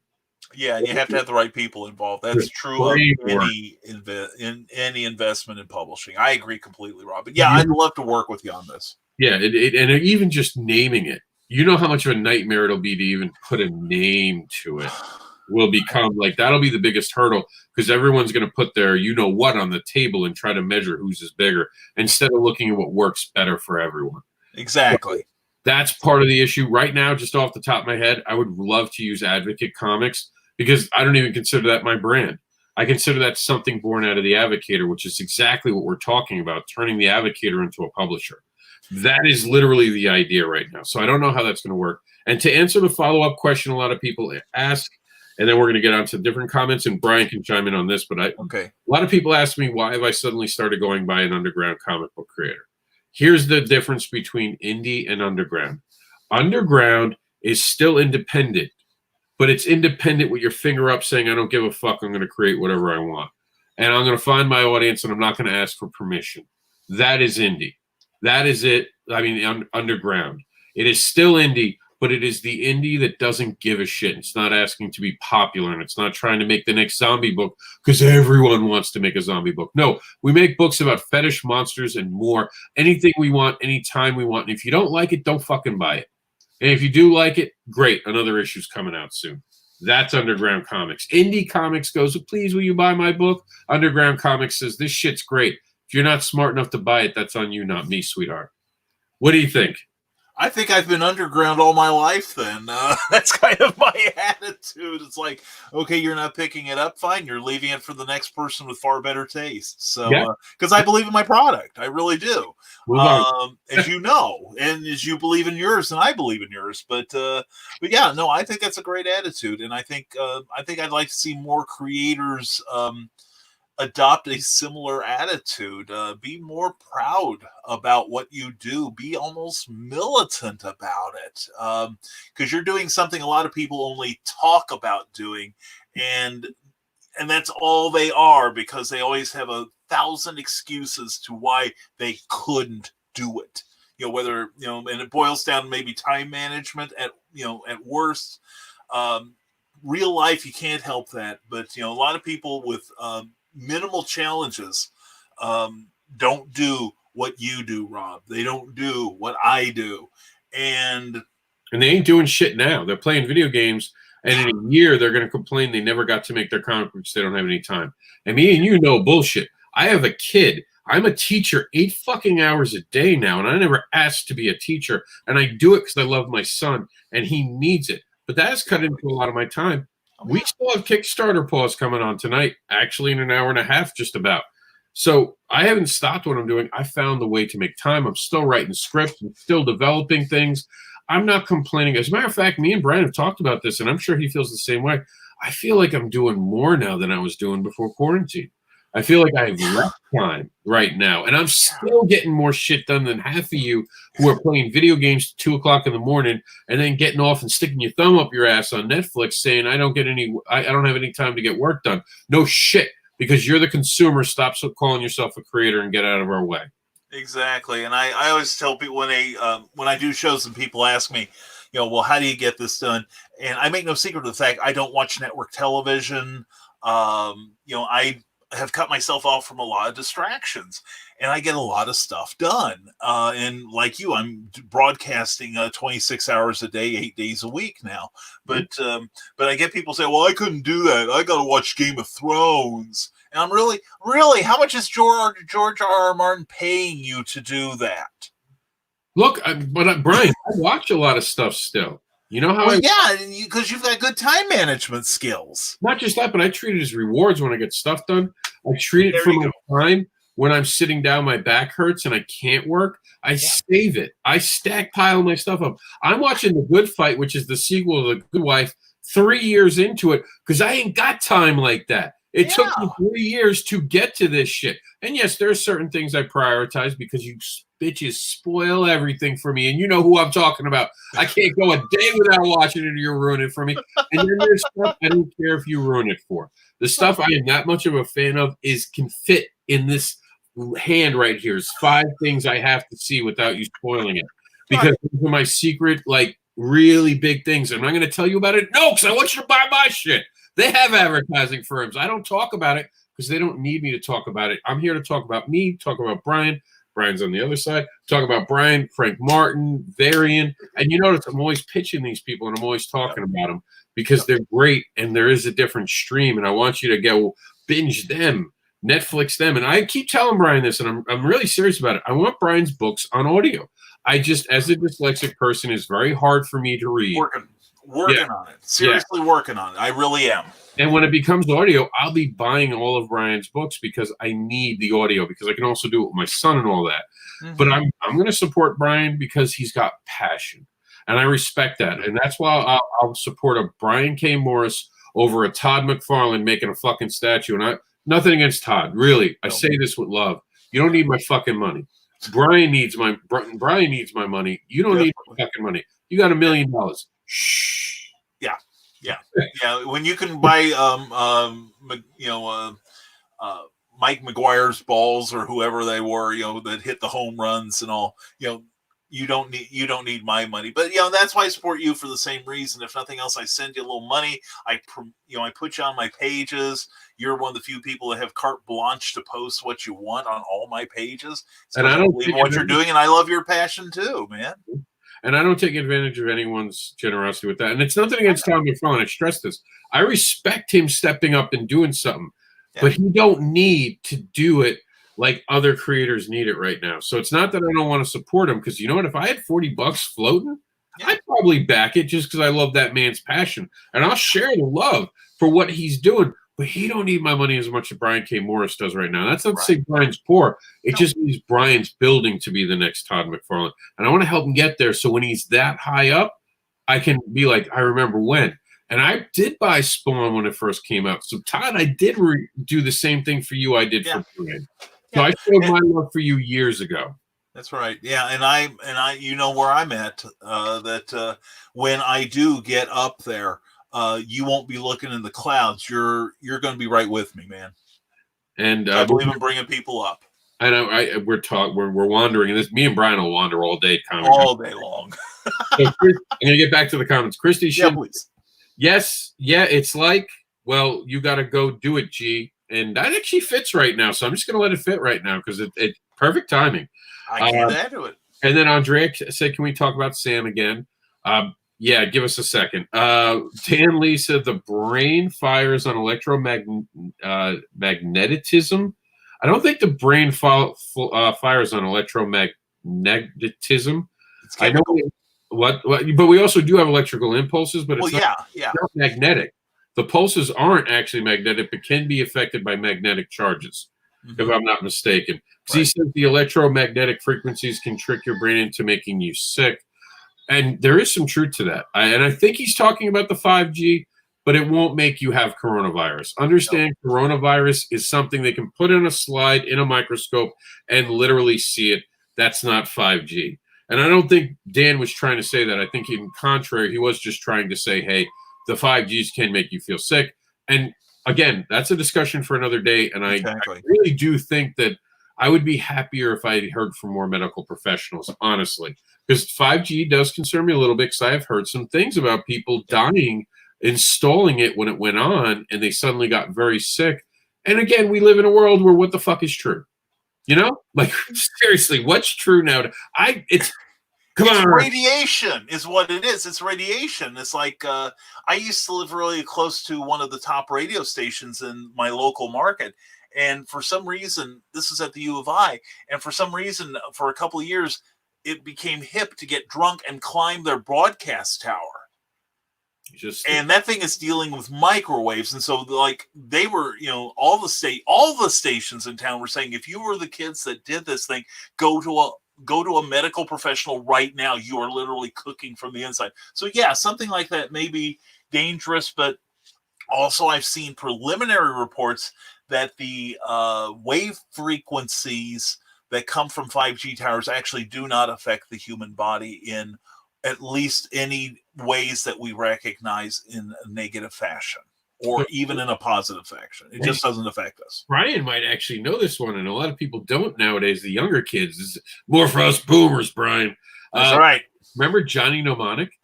Yeah, love that. The concept of the entire movie was 5G. And this is why it bothers me, because so many of these Hollywood movies that we joked about when we were younger are fucking happening. Yeah. I watched Contagion, and I was like, that shit had never happened. Come on, America can be so much better. Yeah. It didn't get better. Yeah, and I go through, I recently went back to Champaign, and I saw, like, all these giant towers being built, and all I can think of is Judge Dredd. Yes. Like, we're seeing Mega City 1 being constructed. And it's weird. It is so weird to know that, like, Demolition Man might not have been wrong because Taco Bell is still open. Yeah. And it's funny how so many of my friends, and myself included, go back and find all this great entertainment from watching commercials and listening to the theme music. And Brian, please tell me how the fucking 3 seashells. I'm running low. I need to know. No one will tell me. I know. I've got 2 of them down, but I haven't figured out the third one yet. I will get back to you, Rob. I promise I'll get back to you. On the first seashell. And I have such a sore asshole right now. It's unbelievable. Well, then you're doing it correctly. So It's an attitude changer.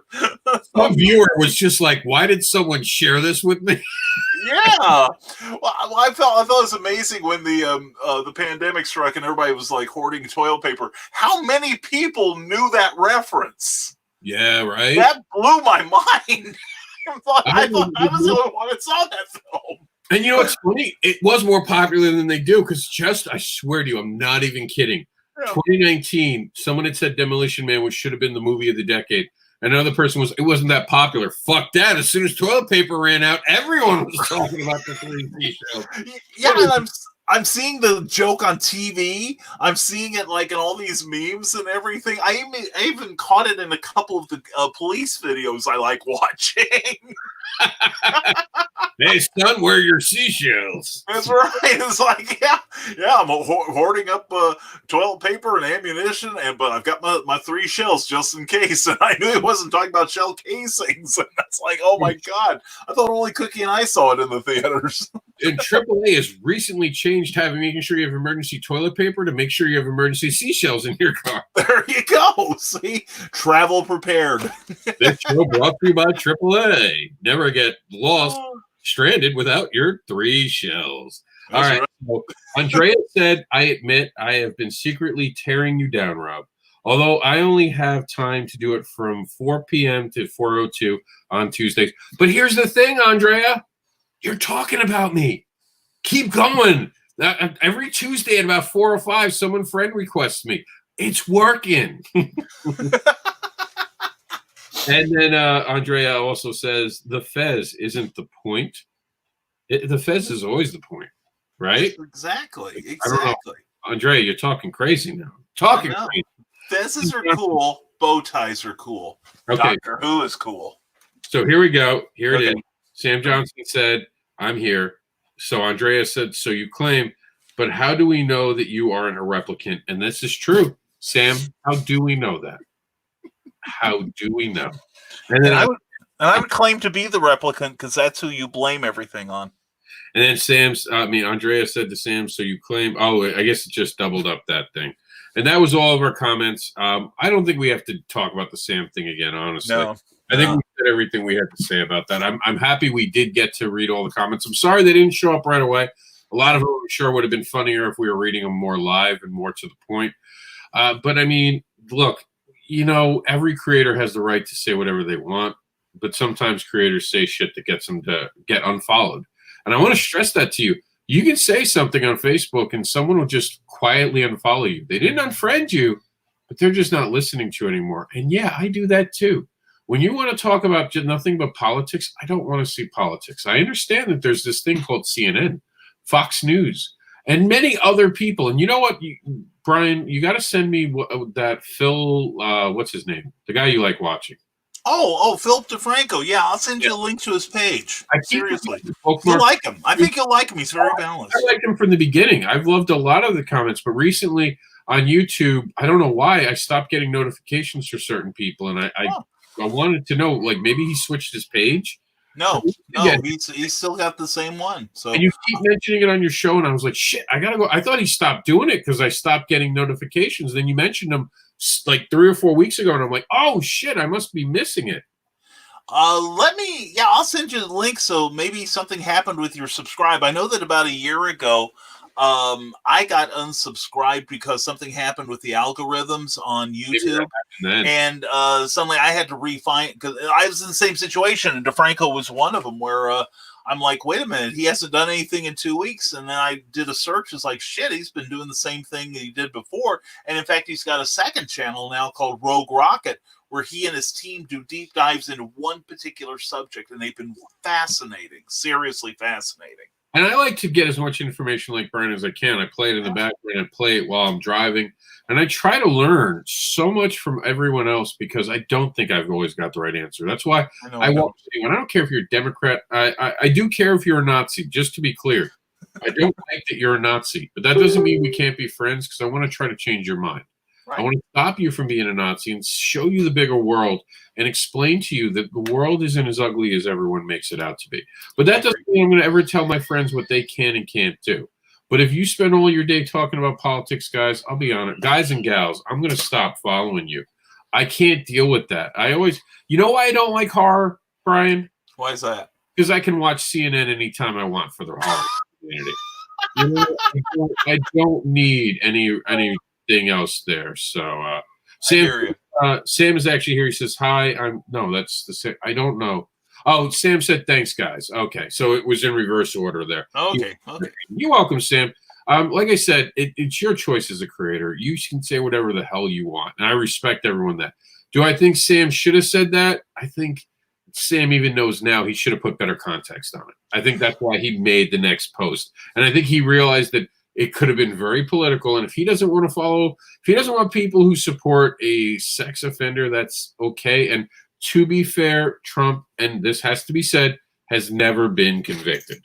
Exactly. Except in the court of public opinion. And I stress this in America, and I don't know if it's different in England. I can't talk about England because I'm not from England. But in America, we are innocent until proven guilty. Mm-hmm. I think it's the reverse in England, or at least it used to be. I'm not sure. I think it actually is. Like, once you're accused of something, you have to advocate for your innocence. And in America, we are supposed to be the land of innocent until proven guilty. And I think in the last couple of years, we've forgotten that. And I think it comes from, and I'll say it out loud because it's the truth, rich people get away with shit. I'm not going to say who. I'm just going to leave it at that because that's how I handle shit. I don't need to go into it. I don't need to talk about it because guess what? I'm not fucking working for CNN. That's because you still have a human soul, Rob. Yeah. But I respect everyone's ability to be who they want to be, and I like individuals. I like people who aren't afraid. I love being part of Underground Comics, and for a long time I didn't want to be part of it because I really thought everyone just would want to label me as a porn guy. And I never realized how much passion was part of Underground Comics until I got beyond what people tell you Underground is about and actually saw how much passion and love and just balls it took to create things without giving a fuck about what people would think about you. And notice I'm cursing a little bit because we're talking about something this way and we're past the hour. Before that first hour, I think bullshit was the first thing I had actually said. So you actually have to know when to be on and when not to be on. Right. This is who I am. And I'm this way at different points. I'm a fucking human being. And understand, I get to be whoever I want to be. If you don't like me, fuck off. I don't I'm not That's simple enough, yeah. It's not my job to make you like me. It's my job to be me and be a good human being. And that's all I stress to do. Do you have any final comments before we head out of here? Can't think of a one except, Rob, thank you for having me on as always. And I love these talks with you, brother. I love you coming on. I love the fact that we were able to bring up so many things. I hope you guys learned something today or were inspired to go out there, create. Take your thumb out of your ass. Get off of Netflix if you're a creator and go fucking create something today. And if you're not a creator and you're a fan, we love you. Please sit and watch our stuff just as much as you watch everything else. And see what it takes to be a creator. Well, a lot of these panels have had great insights from these amazing creators like Brian K. Morris, who is sharing their journey with you. And, we are all on our own unique journey. And by sharing that and getting together and being all different people and piling up and listening to each other, it's what I want in 2020. I want us to start listening to each other. And that's why I love having all these creators out there. And, a lot of times people go, well, how come you don't have more rotating creators? Why do you bring back Brian K. Morris? And all these other people. And to answer that question is on our way out here. I know Brian. I know he's got great stuff to add. We do bring in other people. I do try people out. We said it today. I was going to try out another creator this week, and he acted like a total douchebag. Why would I have him on my show? If you're going to do that to me, the guy emceeing it that you've been asking for a year to bring you on something, and I'm finally giving you your shot, and you're acting like a douchebag, what am I going to expose you guys to? I'm here to protect you guys, to give you guys a viewing experience. If you're watching me, I could joke about something about myself, but I'm not. I'll be honest. I'm a genuine person, and I appreciate you wanting that genuine experience. So I'm not going to give you some guy who's going to make you feel shitty. And when that happens, I'm going to apologize. I'm going to come on. We did that when Josh said something, but Josh manned up. He said, I made a mistake. He came on. That's the integrity I'm looking for on these shows. And that's why Brian K. Morris, I don't care. Any day of the week, we could be on a panel. I could have 6 people on it. I'd kick the weakest link out so Brian could be on that panel because I know bring something important. So when you see these guys repeated on my shows, here's my answer. It's because they, guys or girls, because there are women who have an open invite to any one of these panels too. Here's the answer. I want them on because they are smarter than me, because I look up to them and I want to hear what they have to say on a topic. That's why they're here. Thank you for being here, Brian. That's it. Yeah. Now, where can they follow you on the way out? Well, they can follow me. Thank you, Rob, for that. They can follow me on Rising Tide Publications page on Facebook, also risingtide.pub. I also do a daily talk show called Nevermind the Furthermore on Facebook at 10 a.m., 9 a.m. Central. And on Tuesday nights, we do Clever Title Pending, which talks about creativity and the business behind it. That's at 8 p.m., 7 p.m. Central Time on my personal page, Brian K. Morris, Rising Tide Publications. Hopefully soon I'll be at a convention near you. Thanks, Rob. And I am the underground indie advocating devil. I make great fucking books. You should buy them because they're great fucking books. And then I also make some indie comics. So please buy my indie comics. Please, please, please. Because that's the difference in how you promote indie and underground, right? Exactly. Please versus fucking do it. I like to fucking do it better. I'll see you tomorrow, 4 p.m. I don't have the schedule. Oh, let me see if I can have the schedule real quick. Tomorrow is creating a comic from idea to publishing. I'm actually excited to go through every one of these steps. We have Dave Brown lined up, but I think that'll be pretty exciting to talk about how you go from idea to literal comic. And that's actually a panel I've done live before. So I can actually do it without any help, but having Dave Brown on it has just leveled up the show. And I if anyone else wants to pop in, understand I do a little bit of vetting. I do let everyone have a shot at coming on the show, but if I say no to you, it's nothing personal. Again, I'm just cultivating something for all my audience. Thank you all for being on, and I appreciate you all. We'll see you tomorrow, 4 p.m. And then for those watching live, we will be going live in 90 minutes for Kickstarter Pause. That's it. All right. Peace out. All right. Peace.